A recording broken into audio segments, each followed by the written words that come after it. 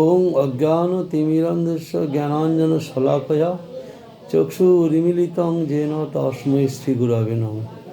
বাঞ্ছাকল্পতরুভ্যশ্চ কৃপাসিন্ধুভ্যৈব চ পতিতানাং পাবনেভ্যো বৈষ্ণবেভ্যো নমো নমঃ। শ্রীকৃষ্ণ চৈতন্য প্রভু নিত্যানন্দ শ্রী অদ্বৈত গদাধর শ্রীবাসাদি শ্রী গৌরভক্তবৃন্দ।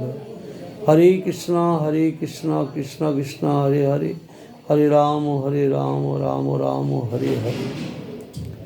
শাস্ত্রে বলেছেন, আরাধ্য ভগবান ব্রজেশ তনয়ম তদ্ধাম বৃন্দাবন রম্য কাচিদ উপাসনা ব্রজবধূ বর্গেণ যা কল্পিত। শ্রীমদ্ ভাগবত প্রমাণং অমলং প্রেম পুমার্থমান শ্রীচৈতন্য মহাপ্রভু মতমিদং তত্রাদরণাপরঃ। আমাদের আরাধ্য ব্রজেন্দ্রনন্দন শ্রীকৃষ্ণ, ত্রিভুজ মুরলীধর যশোদানন্দন নন্দনন্দন শ্রীকৃষ্ণ, তার ধাম শ্রী বৃন্দাবন। ব্রজবধূগণ যেরূপভাবে তার ভজন করছেন, সেবা করছেন, আমাদের সেই পথ অনুসরণ করে চলতে হবে।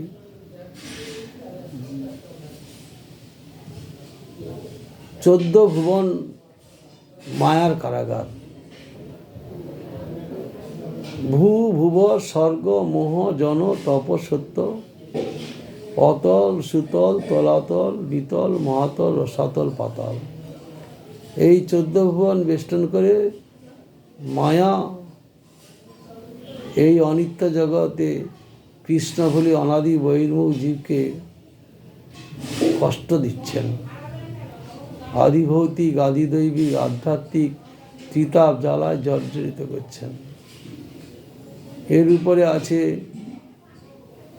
বিরজা নদী, সেখানেই ভগবান সৃষ্টি করছেন। মমই মাংস জীব লোকে জীবভূত সনাতন মন ষষ্ঠানি ইন্দ্রাণী প্রকৃতি স্থানী কর্ষতি। জীব কৃষ্ণকে সেবা করে নিত্য অপ্রাকৃত জগতে কৃষ্ণের চরণে চলে যাচ্ছে। আর যারা সেবা করছেন না, কৃষ্ণকে ভুলে গেছেন, তারা এই মায়ার কারাগারে অনিত্য জগতে আবদ্ধ হয়ে যাচ্ছেন আর তিতাব জ্বালায় জর্জরিত হচ্ছে। এর উপরে অনেক ধাম আছে, অপ্রাকৃত ধাম। বিরজা নদীর উপরে জ্যোতির্ময় ধাম, সদাশিব লোক, বৈকুণ্ঠ, তার মধ্যে অযোধ্যা, দ্বারকা, আবার শ্রী গোলক বৃন্দাবন। শ্রেষ্ঠ স্থান হচ্ছে সেই গোলক বৃন্দাবন। বৈকুণ্ঠে ঐশ্বর্যমান, দ্বারকায় ঐশ্বর্য মাধুর্য, আর বৃন্দাবনে মাধুর্য লীলা। দুটো প্রকোষ্ঠ, একটা প্রকোষ্ঠে রাধাকৃষ্ণ সখীগণ লীলা করছেন মাধুর্য লীলা, আর একটা প্রকোষ্ঠে ঔদার্য লীলা করছেন মহাপ্রভু এবং তার পারিষদবৃন্দ। সেই গোলক বৃন্দাবন শ্রেষ্ঠ স্থান।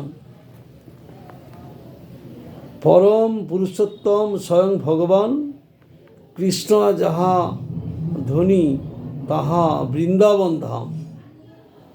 সেই বৃন্দাবন ধাম শ্রেষ্ঠ স্থান।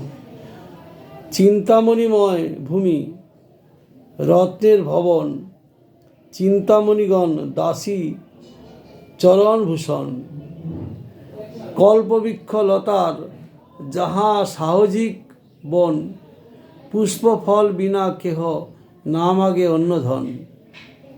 অনন্ত কামধেনু তাহা ফিরে বনে বনে, দুগ্ধ মাত্র দেন কেহ না মাগে অন্য ধনে।